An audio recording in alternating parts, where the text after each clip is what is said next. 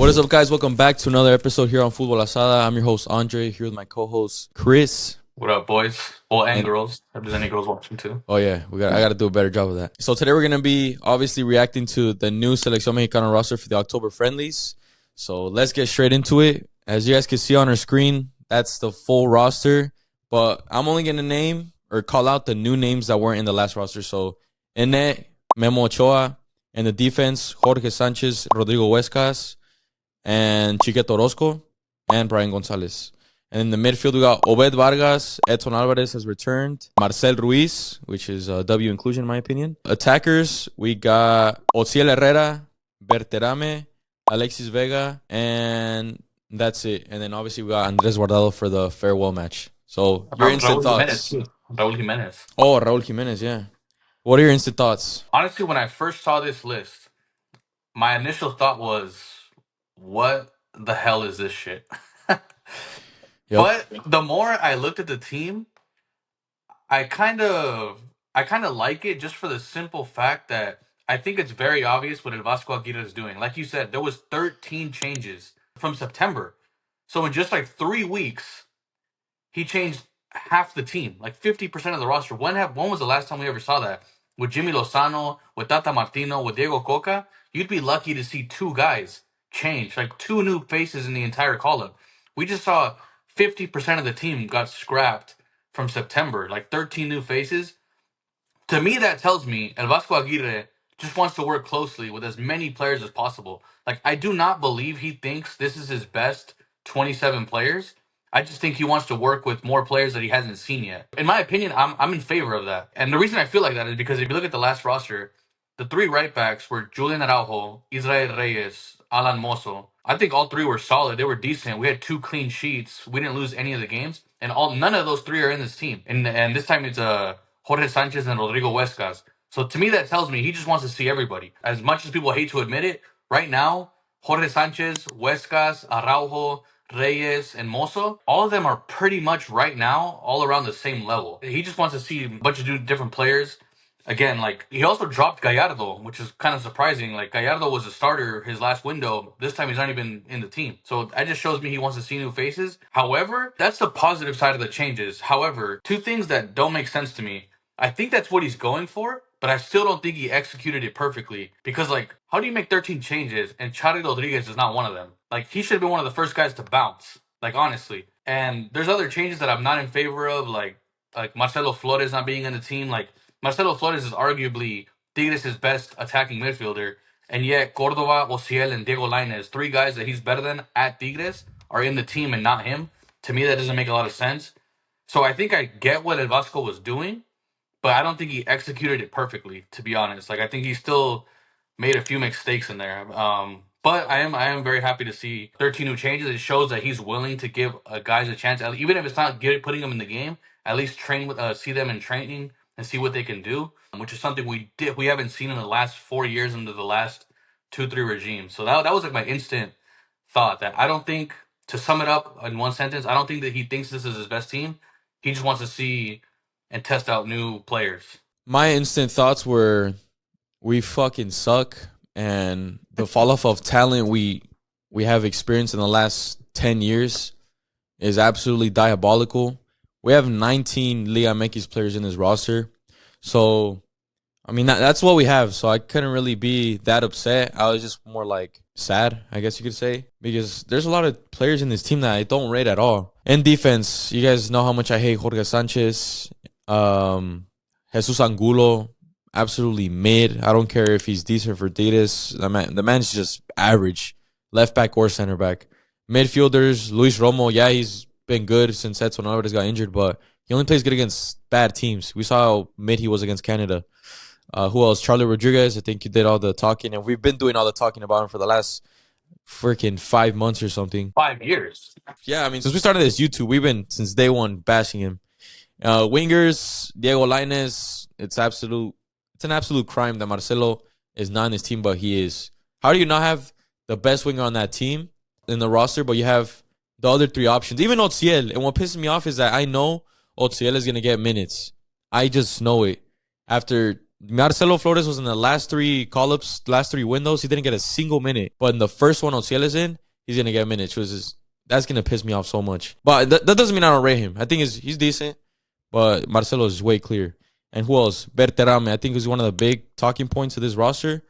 He is a good player, but I just do not like how we have another naturalizado, another Argentine in his team.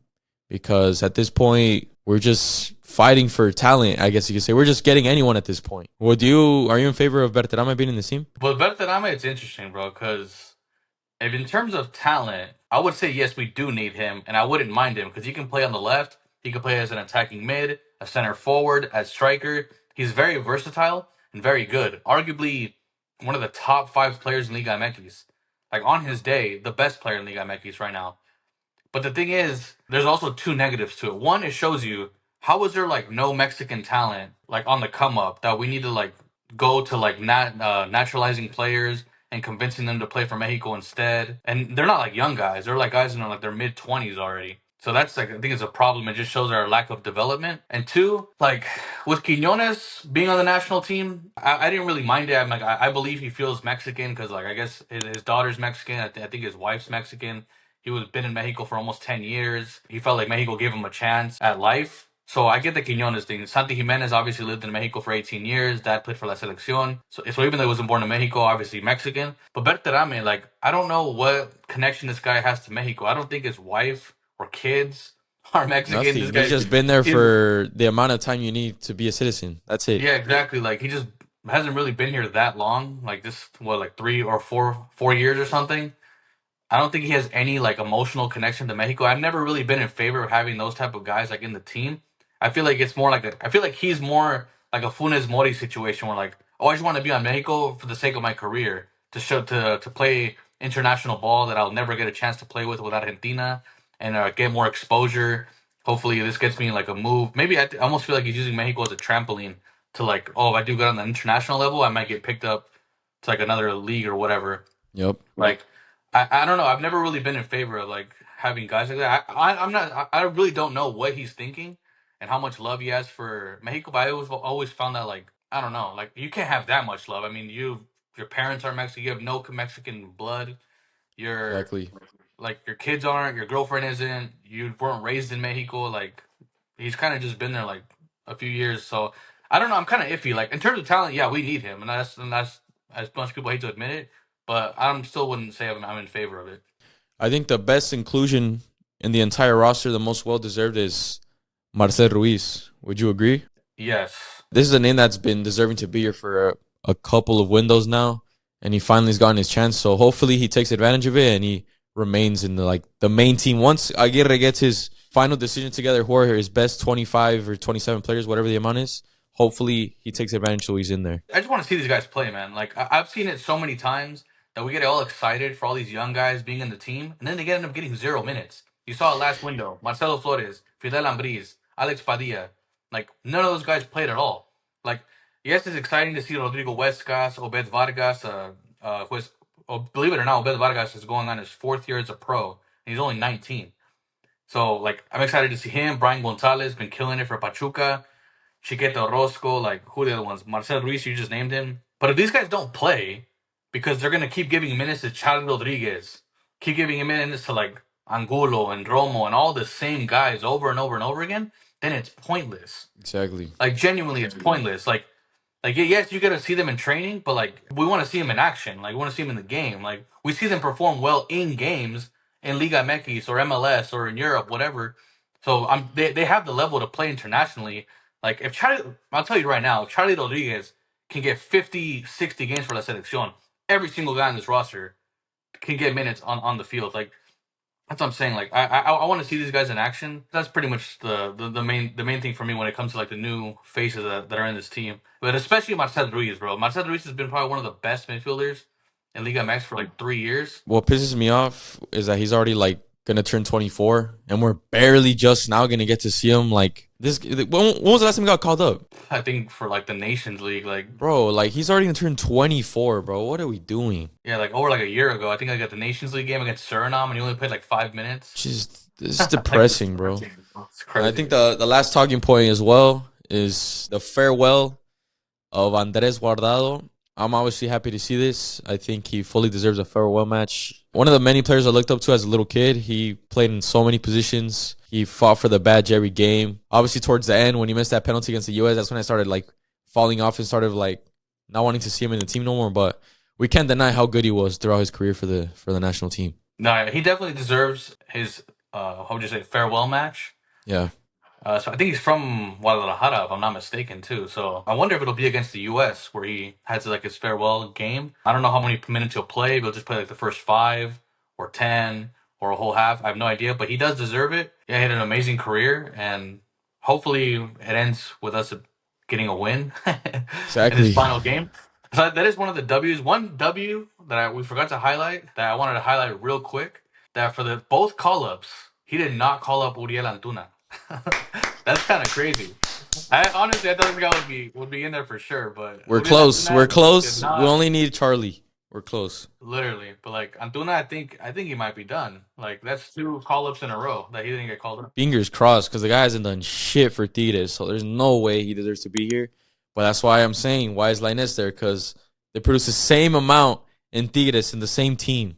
It's the same thing I told you last episode. The thing with Lainez is he's trying to get the last ounce of talent he could show for the team. Because I mean, Lainez was the original star boy. Javier Aguirre is like, all right, man, show me the last thing you have, or else you're done. Like you're done with the national team. I think that's what he's trying to do.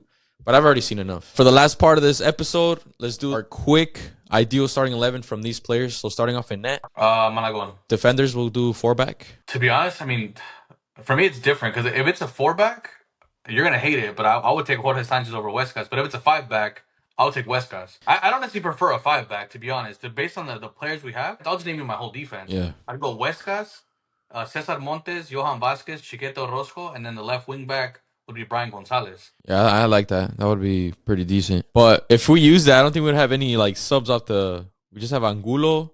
We don't have that much defensive depth in this roster now that I'm realizing it. But yeah, I agree with that. So you would do 5 and then what? 5-3, 5-2? I go 5-3-2. My 3 midfielders, I'd have Edson Alvarez in the middle, Marcel Ruiz on the right, and on the left. No Luis Chavez, by the way. No Luis Chavez in here. Yeah, due to injury, yeah. On the left, I would go with Sebastian Cordova. Yeah, and then my 2 strikers, I'd go with Raul Jimenez, and I'd go with Germán Berterame, like someone that's a little different profile than Jimenez. So those are the 2 I would go with. I think for me, I'd go with the 5-2-1-2. So I think that's what we used in the 2014 World Cup. So I'd go Malagón in net, right wing back Huescas. The 3 center backs, I'd do Cesar Montes on the right, Edson Alvarez in the middle. So he's more like that CDM that pushes up, just like Rafa in 2014. The left side is Johan Vasquez, and then the left wing back, I'll probably have Brian Gonzalez.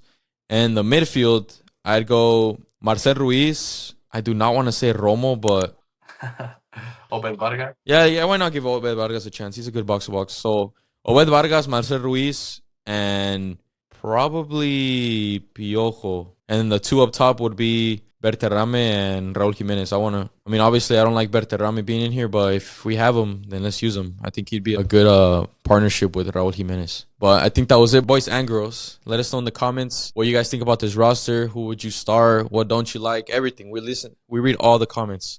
And make sure to check out our socials and subscribe if you haven't already. Make sure to hit the post notifications if you haven't already for next week. And we'll catch you guys next time.